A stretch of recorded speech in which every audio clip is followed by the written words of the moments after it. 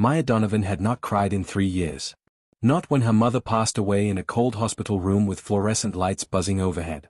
Not when her husband of 11 years packed 2 suitcases, kissed their dog on the head, and walked out the front door without looking back. Not even when the doctor sat across from her with folded hands and told her that the anxiety had become something deeper, something that had roots now, something clinical. She had simply nodded, taken the prescription, and driven home in silence. She was 34 years old, and she felt like an empty house.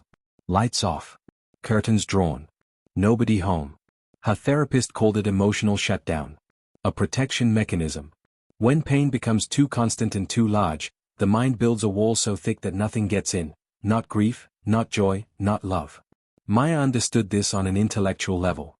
She could explain it to you with the kind of calm precision that would make you think she had it all figured out. But understanding a wall and being able to climb it are 2 very different things. She had tried everything. Medication made her feel like she was watching her own life through frosted glass.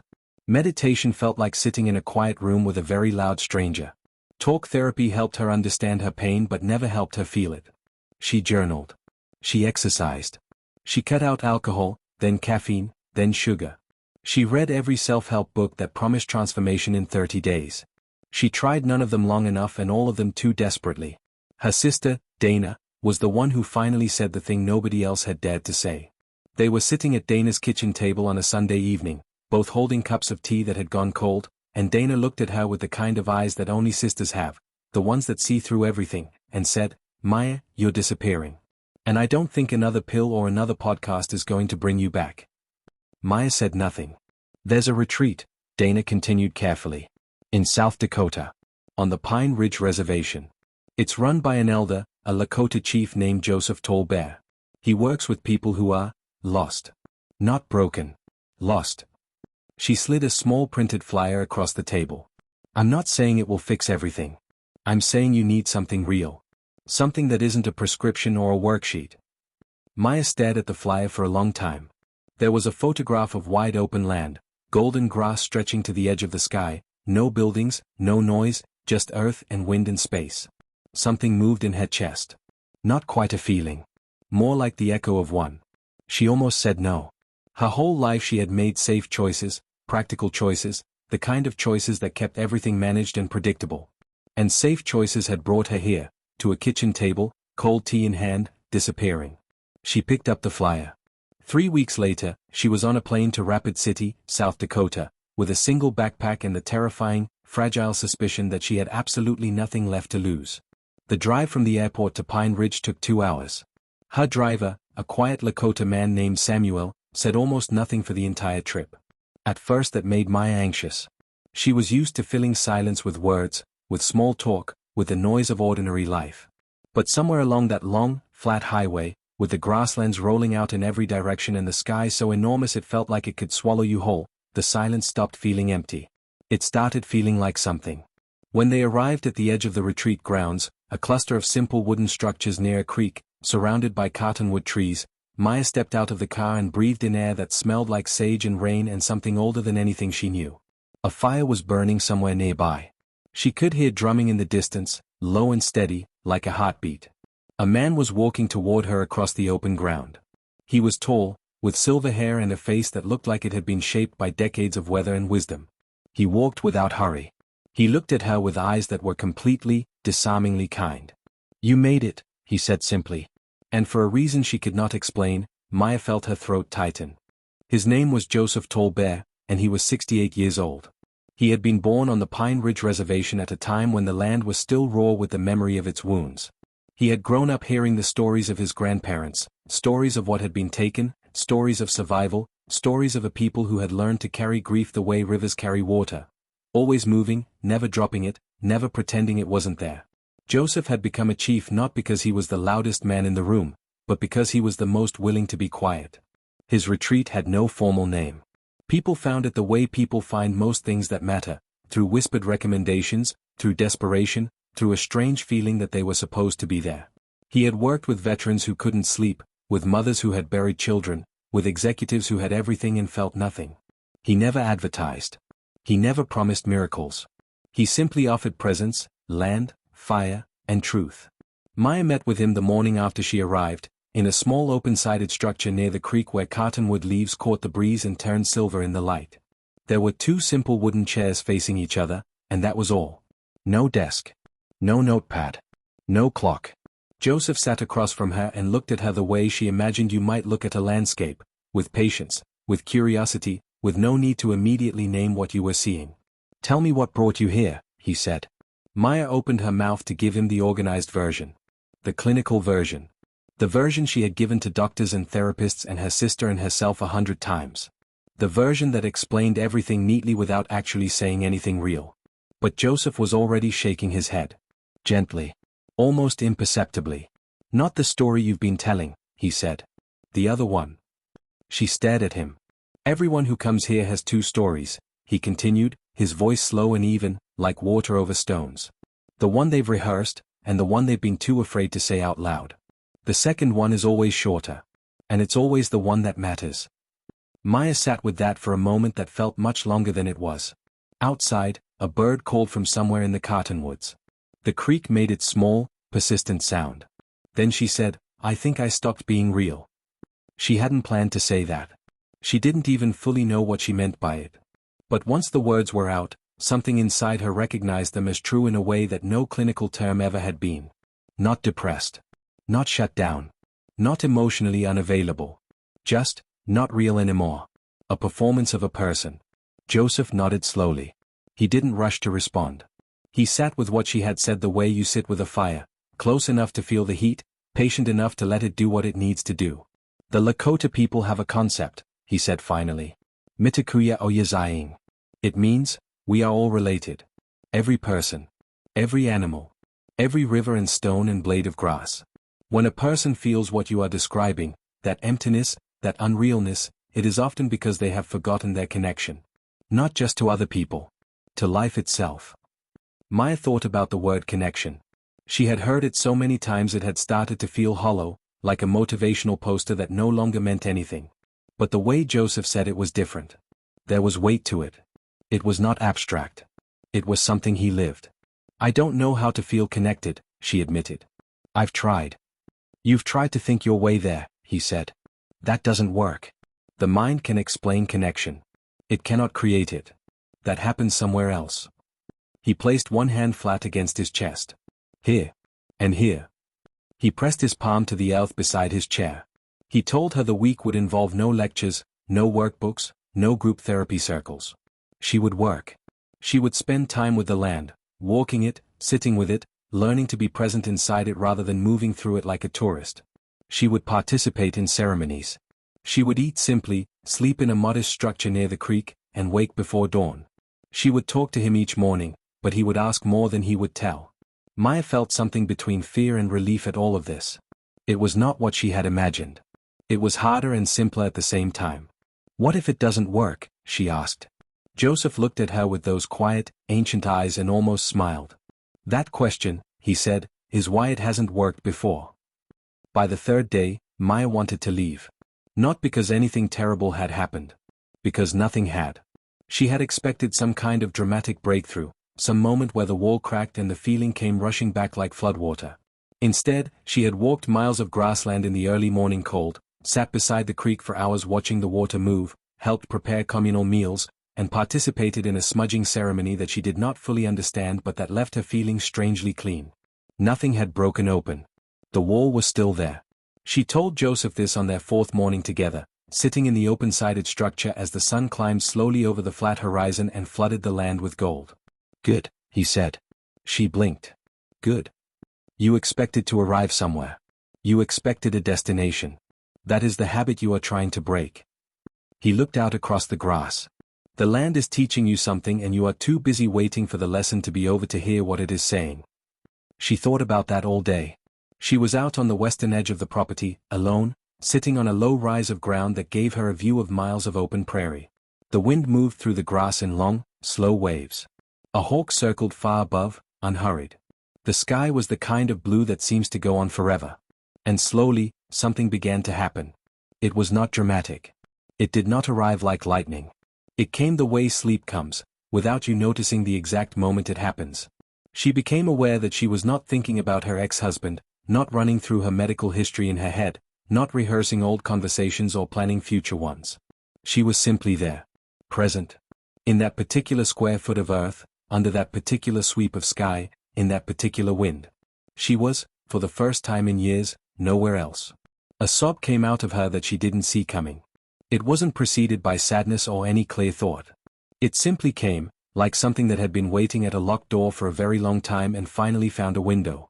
She pressed her hands into the grass and the sound came again, and then again, and the prairie received it the way the prairie receives everything, without judgment, without panic, with absolute and indifferent grace. She cried until she had nothing left. Then she lay back in the grass and stared at the sky and felt, for the first time in 3 years, genuinely, terrifyingly, mercifully human. That evening she sat with Joseph near the fire. She told him what had happened, not with the clinical detachment she usually used, but with shaking hands and a voice that kept breaking. He listened the way he always listened, completely, without interruption, without rushing toward a conclusion. "The earth holds grief," he said when she finished. "That is one of the things it is for. When we carry it alone, inside our bodies, in our minds, it has nowhere to go. But when you give it to the land, when you sit in it and let it come, the land takes some of the weight. The Lakota have always known this. We did not grieve alone in our rooms. We grieved in the open, together, with the sky above us." Maya thought about all the grief she had locked inside. Her mother's death. Her marriage ending. The version of herself she had slowly lost without noticing it was going. She had tried to process all of it in therapy rooms and in journal pages and in the controlled environment of her own mind. She had never once taken it outside. Never given it to anything larger than herself. "What do I do now?" she asked. Joseph picked up a small stone from beside the fire, turned it in his palm, and handed it to her. It was smooth and dark and warm from the heat. "You carry that," he said. "Not as a burden. As a reminder. That even the hardest things can be held. That you are still here. That being here is enough." She closed her fingers around the stone. That night, for the first time since she could remember, she slept without dreaming. On the 6th day, Joseph invited Maya to participate in a sweat lodge ceremony. He explained it carefully beforehand, with the kind of thoroughness that came from deep respect, both for the ceremony itself and for the person being invited into it. The inipi, he told her, was one of the most sacred of Lakota rituals. It was not entertainment. It was not a wellness experience. It was a ceremony of purification and prayer, a return to the womb of the earth, a place where the self was stripped of everything it did not need. "You will feel afraid," he said simply. "That is part of it." She entered the low, dome-shaped lodge in the early morning, before the sun was fully up. The interior was dark and close, smelling of sage and cedar. Heated stones, the grandfathers, Joseph called them, glowed in a central pit. A small group of others from the retreat were there, and Joseph led the ceremony with prayers she didn't fully understand but felt in her bones. When the steam rose, it was overwhelming. The heat pressed against her like something alive. Every breath was work. Every thought she tried to hold slipped away in the moisture and the dark. She could not think about her ex-husband here. She could not rehearse her pain or manage her presentation of it. There was only heat and breath and the voice of the man beside her, praying in Lakota, a language ancient and strong and completely unafraid of suffering. She nearly asked to leave twice. But she stayed. In the second round, in the depth of that dark heat, something shifted in her that she would spend years trying to describe and never quite manage. The closest she could come was this: she stopped arguing with herself. For her entire adult life, there had been a war inside her, between who she was and who she thought she should be, between what she felt and what she permitted herself to feel, between the woman who needed help and the woman who refused to admit it. In that steam and darkness, stripped of every defense and distraction, the war simply stopped. Not because she had won. Because she had surrendered. Afterward, she sat outside wrapped in a blanket as the cool morning air touched her face. She felt emptied out in the most profound and gentle way she had ever experienced. Not hollow the way she had felt for years, hollow like an echo chamber, where every thought bounced off the walls. Empty like a cup that had been cleaned and was ready to be filled. Joseph sat beside her and they watched the sun finish its rise over the land. "You stayed," he said. "I almost didn't," she answered. "Almost leaving and staying are very different things," he said. "You chose to stay. That matters more than you know." She thought about all the times in her life she had left before things got hard.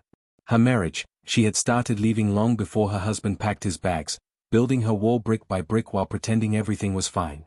Her mother, She had kept her emotional distance in those final weeks, unable to sit with the grief of watching someone she loved fade, telling herself it was strength when it was really fear. Her own therapy sessions, she had always stayed just on the surface, afraid that going deeper would pull her under. She had spent so much of her life leaving rooms before they got uncomfortable. "What does love actually feel like?" she asked suddenly. It surprised her to say it. It surprised her more when she felt the truth behind the question, that she genuinely wasn't sure. She had experienced the logistics of love, the habits of it, the obligations. But the actual feeling of it, of being fully open to another person, fully seen, fully present, that was something she had not allowed herself in longer than she could track. Joseph was quiet for a moment. "Love," he said, "feels like what you just experienced in that lodge. It requires you to stay when you want to leave. It asks you to be present when presence is the hardest thing in the world. It strips away everything you use to protect yourself and asks you to remain anyway." He looked at her steadily. "You just did that. On your own. That is where love begins, not with another person. With yourself." Maya held the small dark stone he had given her the night before. It was warm in her hand. She left Pine Ridge on a Thursday morning. Samuel drove her back to Rapid City the same way he had brought her, quiet and unhurried, the grasslands rolling out on both sides of the highway, the sky enormous and blue and indifferent in the best possible way. But everything felt different from the inside. She was the same woman who had driven this road 9 days ago, same face, same body, same history. And yet something had fundamentally shifted in her, the way a bone shifts back into place after years of being slightly wrong. It hurt in the way that healing hurts. It felt right in a way she had almost forgotten things could feel. Joseph had walked her to the car that morning. He had said very little, which was, she had learned, his way of saying everything was fine. He handed her a small cedar bundle tied with red thread and told her to burn it when she got home, to let the smoke carry her intentions forward. "What were my intentions?" she asked, half joking. "To return," he said. "Not to the retreat. Not to Pine Ridge." She understood that. To herself. She flew home to Chicago that afternoon. The city greeted her the way cities always do, loud and indifferent and enormous, full of people moving fast in all directions with the focused urgency of people who know exactly where they are going and are not sure it will be enough when they get there. 6 months ago that energy would have felt like an accusation. Now it just felt like life. Messy and imperfect and ongoing. Her sister was waiting at the apartment. Dana took one look at her in the doorway and her eyes filled immediately. "You look different," Dana said. "I feel different," Maya said. And then, because it was true and because she was learning to say true things without softening them, "I'm not fixed. But I think I'm real again." They sat together for a long time that evening, talking in the honest, unguarded way they hadn't managed since they were teenagers sharing a bedroom and the world hadn't yet taught them to be careful with each other. Maya told her about the land, about the creek, about the ceremony, about the cry she hadn't seen coming, about the stone she still carried in her jacket pocket. Dana listened without offering solutions, which was its own kind of gift. In the weeks that followed, Maya made changes. Not dramatic ones. Not the sweeping lifestyle overhaul she had attempted and abandoned before. Small, real ones. She found a new therapist, one who understood somatic work, who wasn't afraid of silence, who didn't always rush to reframe her pain as something productive. She started going outside every morning before work, not to exercise, not to achieve anything, just to stand in whatever weather there was and feel it against her face. She kept the stone on her nightstand. She burned the cedar bundle on a quiet evening in October and sat in the smoke for a long time, thinking about what it meant to return to yourself. She also, slowly, began to let people in. Not all the way at first. Not without fear. But she stopped building walls at the first sign that something might hurt. She started staying in rooms when they got uncomfortable. She called her friends back instead of letting calls go to voicemail. She told her new therapist the second story, the short one, the real one, on the first session, and watched the woman's face register genuine recognition. Love, she was learning, was not a feeling that arrived from the outside and filled you up. It was a practice. A daily decision to remain present, to remain open, to resist the powerful human instinct to leave before you can be left. Joseph had taught her this not with words but with land and fire and silence and the simple, radical act of being completely present with her pain without flinching. She thought about him often.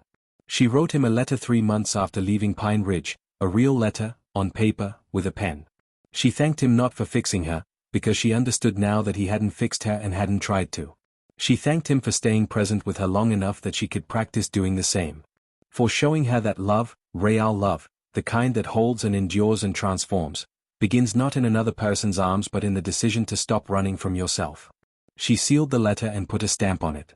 Then she picked up the stone from her nightstand, held it for a moment, and set it back down. She was still here. That was enough. That was everything.